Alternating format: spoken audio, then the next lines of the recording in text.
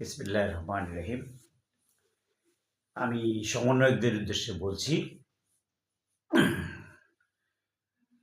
মানুষের পারসেপশন, সমালোচনা সবকিছু নিয়ে এই সরকার কেউ জামায়াতের সরকার বলছে, কেউ বিএনপির, কেউ আবার আওয়ামী লীগের ট্যাগ লাগানোর সরকারও বলার চেষ্টা করছে।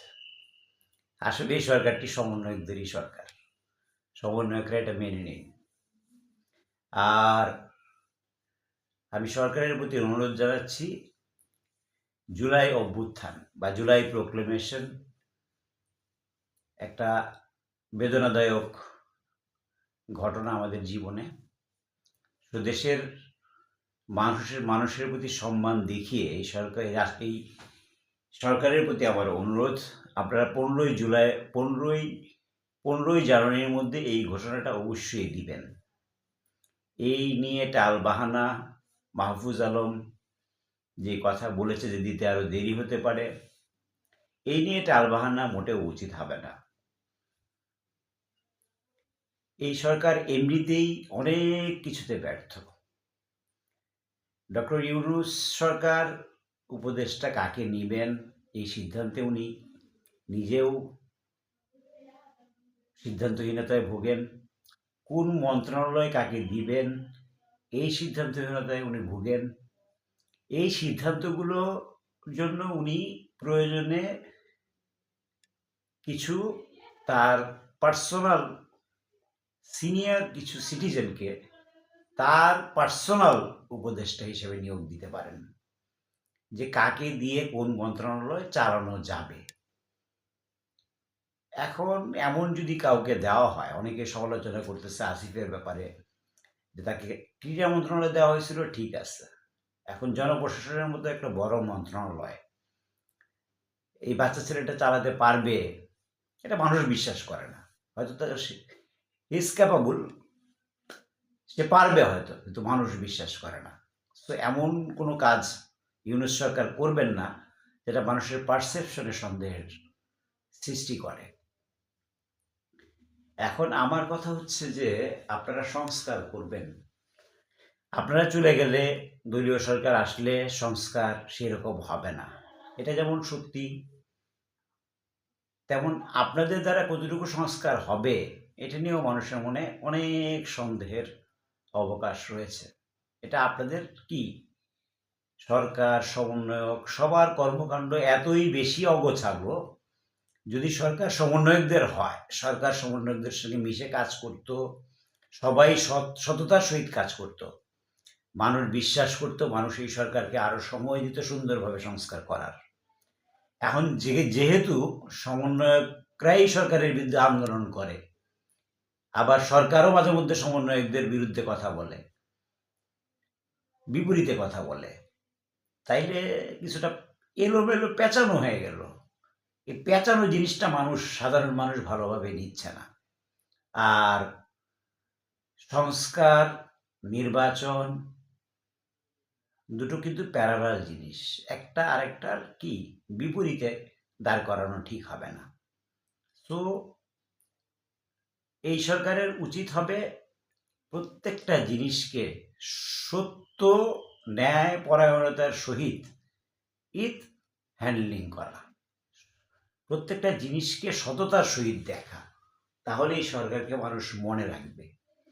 আর যদি সরকার তা করতে ব্যর্থ হয়, তাহলে দেশ ব্যর্থ হবে, জাতি ব্যর্থ হবে, আমরা ব্যর্থ হব। তা আমরা চাই না কেউ ব্যর্থ হই। তো আমার সরকারের কাছে আবেদন, যে মন্ত্রণালয় যে চালাতে পারবে না তাকে সেখান থেকে সরিয়ে দিন। কে কোন মন্ত্রণালয় চালাতে পারবে এটা নিয়ে আপনারা আবার কি বিশেষভাবে বসুন, বৈঠক করুন। অল্প যে কয় মাস আপনাদের এই রাষ্ট্র চালাতে হবে, সেটা যেন সুন্দরভাবে চলে, সেই উপদেষ্টাদেরকে আপনারা সেই মন্ত্রণালয়ের দায়িত্ব দিন। এবং আরেকটা জিনিস আমি বারবার বলি, সেটা হচ্ছে যে অ্যাকচুয়াল সংস্কার হচ্ছে গিয়া, আপনারা যদি কি দুর্নীতি মুক্ত করতে পারেন, দুর্নীতি দমন কমিশন তৈরি হয়েছে, দে আর নট অ্যাক্টিভ।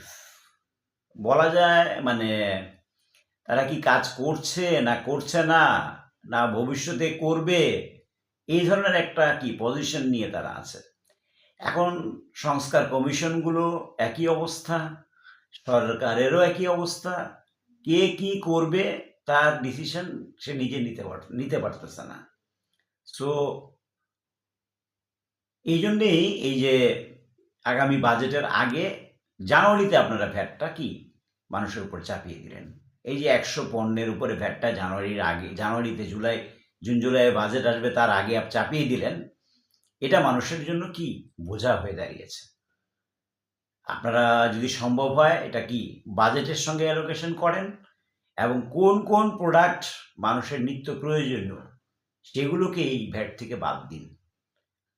এবং আরেকটা জিনিস আমি বলবো, এই যে সিএনজি গ্যাস ব্যবহার করে মানুষ গাড়ি দিয়ে বিলাসিতা করে, এই বিলাসিতা বন্ধ করেন। গাড়িতে, প্রাইভেট কারে সিএনজি গ্যাস বন্ধ করে দিন। প্রাইভেট যানবাহনেও সিএনজি গ্যাস বন্ধ করে দিন। আপনারা শুধুমাত্র অ্যাম্বুলেন্স আর সিএনজির জন্য কি সিএনজি চলুক, আর বাস এগুলোকে একটা ডিসিপ্লিনে নিয়ে আসার জন্য কিছু আইন প্রণয়ন করুন। কোন রুটে, যাই হোক সেটা আলাদা একদিনের ডিসকাশন হবে, আপাতত এটুকুই বললাম। তবে সিএনজি গ্যাসটা আপনারা ইন্ডাস্ট্রিয়াল সেক্টরে দিন। ইন্ডাস্ট্রিয়াল সেক্টরে এমন দামে দিন যে তাদেরও পোষায় এবং কি সরকারও কি লাভবান হয়।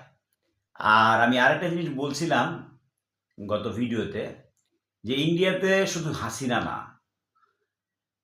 এই অর্থ পাচারকারী আরো 500-600 লোক ইন্ডিয়াতে চলে গেছে। তাদের লিস্ট তৈরি করুন। শেখ হাসিনা সহ সবাইকে চান, যেহেতু ইন্ডিয়ার সঙ্গে আমাদের বন্দি বিনিময় চুক্তি আছে, তাহলে শেখ হাসিনাকে না দিলেও বাকিদেরকে কিন্তু ইন্ডিয়া ফেরত দিবে। শেখ হাসিনার প্রতি ভালোবাসা তাদের থাকতে পারে, আর বাকিদের প্রতি কিন্তু তাদের ভালোবাসা নাই। বাকিদেরকে তারা ফেরত দিবে, এটা আপনারা নিশ্চিত থাকেন। তো বাকিদেরকেও যদি ফেরত দেয়, তাও আমরা তাদের কি ওই দোসরদের, আওয়ামী লীগ দোসরদের বিচার করতে পারবো। আর বিচার সুন্দরভাবে এগোচ্ছে। আমি আসিফ নজরুল স্যারের বক্তব্য শুনলাম যে বিচারক তো সেখানে কি ফেয়ার থাকবে। এখন প্রসিকিউটর বা যারা বিপক্ষে আইনজীবী লড়বে, বিপক্ষের আইনজীবী বিপক্ষরা নিয়োগ দিবে, আর সরকার আইনজীবী নিয়োগ দিবে। সরকার তাজুল ইসলামকে নিয়োগ দিছে, সে যথেষ্ট বিজ্ঞ আইনজীবী, যদিও সে আমাদের আলী হাসান মুজাহিদ, নিজামী এদের কি প্রসিকিউটর ছিলেন, এদের প্রসিকিউটর না, সরি, এদের আইনজীবী ছিলেন, বিপক্ষের আইনজীবী ছিলেন, সমস্যা নাই। তো যেহেতু তার অভিজ্ঞতা আছে, সে কাজ করতে পারবে।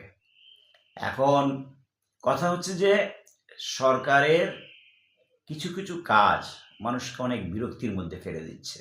যেমন এই 100 পণ্যের উপর এই জানুয়ারিতে ভ্যাট বসানো, এটা জুন জুলাই বাজেট আসবে তখন চিন্তা ভাবনা করে কোন কোন বিষয়ের উপরে ভ্যাট আসতে পারে সেটা বসালে মনে হয় ভালো হতো। আর আমি প্রতিবার একটি কথা বারবার বলি যে সরকারি কর্মকর্তারা যতদিন ঘুষ বন্ধ না করবে ততদিন আমাদের দেশের উন্নতি হবে না। তো এর জন্য কি একটা কঠিন আইন করুন, অথবা আমি যেটা বলছি কি, যে ঘুষ খেয়ে ধরা পড়বে তার হাতের আঙ্গুলের এক গিরা কেটে নিন। এই আইন করে কি দেখবেন, যখন 10টা বা 100টা লোকের আঙ্গুল কাটা যাবে, দেশে ঘুষ বন্ধ হয়ে যাবে। সর্বোপরি আমাদের দেশকে আমরা যদি অর্থনীতিতে এগিয়ে নিতে না পারি, এই সমস্ত সংস্কার করলাম, পরবর্তী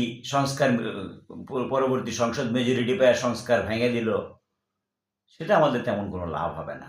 তবে হ্যাঁ, যেই সংস্কার দেশের মানুষের উপকারে আসবে, সেই সংস্কার